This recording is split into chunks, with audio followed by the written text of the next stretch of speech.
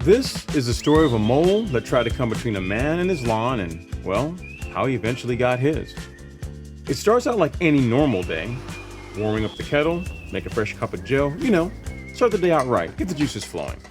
Then step outside for a few moments to take in the fruits of all the hard work I've been putting in lately. Man, the lawn looks great.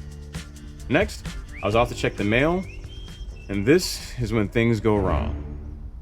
Apparently, a mole decided to desecrate my front lawn by digging a long tunnel right through the middle of it. Why did this happen? When did it happen? I sat down to review the security cam footage, expecting to see the mole had done its digging in the middle of the night. What I actually saw shocked me.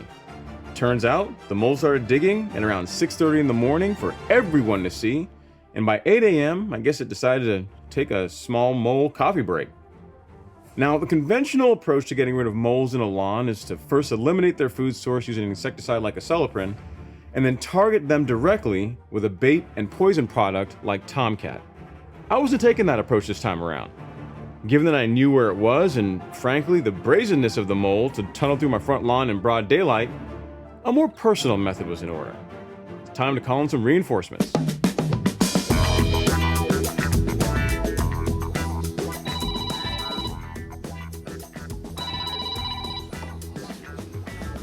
What's up, man? Dude, you're not gonna believe this. I'm looking at footage of a mole digging a trench through my lawn in broad daylight. What? Time to mount up. I'm on my way.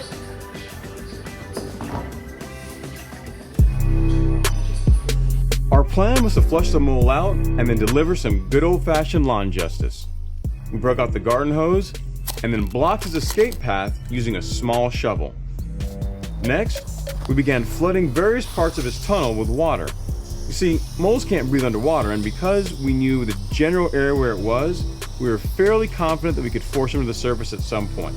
We flooded the tunnel for about 2 minutes, and then it happened.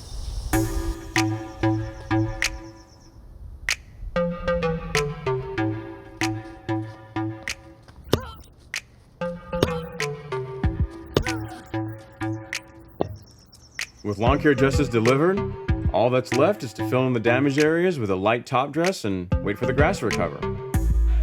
For a second, I felt a little bad for the mole, but at the end of the day, you don't come between a man and his lawn.